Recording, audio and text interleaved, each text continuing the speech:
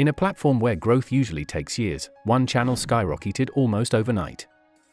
Zack Films went from unknown to unstoppable, rising faster than creators who've been grinding for a decade.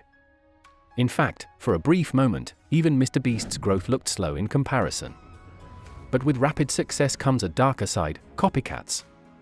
YouTube's creative space has always walked a thin line between inspiration and imitation. A lot of creators borrow elements from their favorites, blend them with their own personality, and create something new. That's how viral formats are born. But sometimes, people skip the creativity and go straight to cloning. That's what happened to Zack Films. His channel was unique, fast-talking, visually captivating animations paired with surprisingly deep dives. A combination so distinct, it was only a matter of time before others tried to replicate it.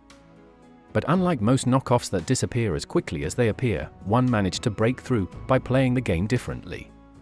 Enter Simplehow, a channel not run by a solo creator, but by a full-scale operation. They watched Zack gain momentum by answering bizarre questions with style, and thought, why not us? But there was a catch.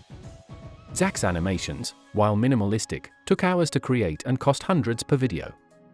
So, to catch up, Simplehow brought in 3 full-time animators. And despite having the manpower, their early uploads barely made a dent. That is, until they made one bold move. A strategy shift that turned them from a struggling shadow channel into a serious threat. Now, during our research, we came across these 2 viral videos about how muscles grew, and naturally, we thought this would make an interesting video for our channel. So we started chefing up, and after posting this video, it was by far the best performing in the first day, getting over 14,000 views, which isn't crazy, but it was way better than anything we'd put out so far. And as we kept letting this video marinate day after day, the views just started slowly climbing, until on day 13, when it all went nuclear. 1 million, 3 million, 5 million, 10 million views after just 30 days. At a turning point, the creators behind Simplehow made a bold decision to dive into controversial subjects most creators wouldn't dare approach. They began uploading titles like "Why Do People Hate Jews?", a topic that instantly sparked debate and outrage. This was a complete contrast to Zack Films' clean, family-friendly brand. While Zack stuck to quirky questions and wholesome delivery, Simplehow chased shock value. It was a high-risk, high-reward strategy. And it worked. Attention skyrocketed, views exploded, but so did criticism. Have you ever wondered why Asian people have such small eyes? Well, they're actually the same size as everyone else's, but they look smaller because they have something called monolids. This is a type of eyelid shape where there is no visible crease, which makes it appear smaller. It was formed to protect the eyes from harsh weather and to reduce glare from the sun. Then came another bombshell upload: "What makes African skin dark?" A title that instantly raised eyebrows, towing the edge of what many would call offensive. But that was the point. It wasn't just about information, it was about pulling in clicks through shock. By phrasing their topics to sound controversial, Simplehow wasn't trying to educate first, they were trying to provoke curiosity. It was a tactic designed to get people talking, for better or worse, and it worked.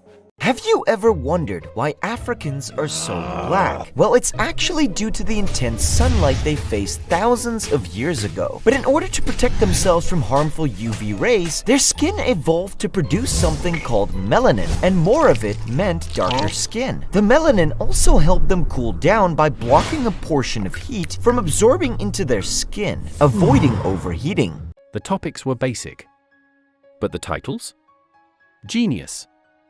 With just a few carefully chosen words, Simplehow made their videos nearly unskippable. That one move flipped the switch, views turned to millions, and momentum became unstoppable. The mix of controversy and curiosity was magnetic. People couldn't look away, and YouTube's algorithm loved it. In just a few months, their channel exploded: 800,000 subscribers, 6 figures a month in ad money and brand deals, all by bending the rules without fully breaking them. Daniel Bidden had found the cheat code. While Zack Films stuck with educational content and high-effort visuals, Simplehow leaned into what really made people click: shock, suspense, and viral bait. But just when you thought it couldn't get any bolder, a new player entered the game, and this one didn't bother with originality at all. Snapfacts wasn't trying to recreate Zack's content, they were outright ripping it off. No research, no writing, no animation. just full-on theft. They take Zack's original uploads, flip the video horizontally, slap an AI voice over it, and re-upload it like it was their own. And for a moment, it worked. But there was one mistake they didn't catch: Zack's watermark was still right there in the corner. That's when everything started to unravel. He would bite down on a metal rod attached to his piano while he played. The vibrations from the piano traveled through the rod into his jawbone and reached his inner ear. Sent sound vibrations directly to the skull, completely skipping the eardrum, allowing him to hear. And by using this method, Beethoven was able to compose music even when he was deaf. Even when he was deaf. The watermark? Still there. Just flipped.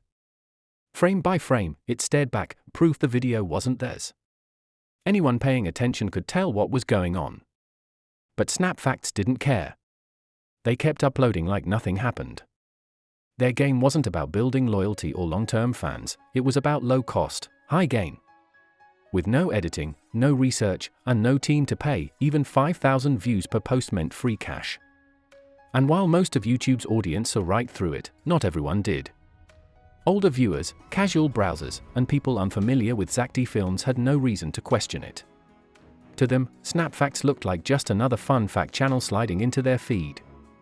And somehow, that lazy approach racked up over 300,000 views, without producing a single original second of content. It was the YouTube equivalent of flipping burgers and charging for steak. A cheap trick, but in the right circumstances, even tricks can make money. And SnapFacts wasn't alone. The real sharks? TikTok pirates. These guys didn't even bother to hide it. No edits. No voiceovers. They just grabbed Zack's original videos and blasted them across hundreds of TikTok accounts. Pure content theft, no filter. And yet, the algorithm couldn't tell the difference. Millions of views. Massive growth. Some of these pages even locked down brand deals and sold their accounts once they hit big numbers. It was fast, easy money until it wasn't. One day, the views vanished. The hustle collapsed. The TikTok clone empire was gone as quickly as it came. But here's the scary part: that wasn't the end. It was just the beginning of a new wave. Because ripping off Zack films had become more than a trend, it turned into an industry. Entire Discord communities popped up, dedicated to mass-producing Zack-style videos. And this time, they didn't even use people. AI did everything. From the scripts, to the narration, to the animation, fully automated clones. And shockingly, some of them actually performed well. Sure, they didn't have Zack's storytelling, his creativity, or his effort. But for the average viewer, they were good enough.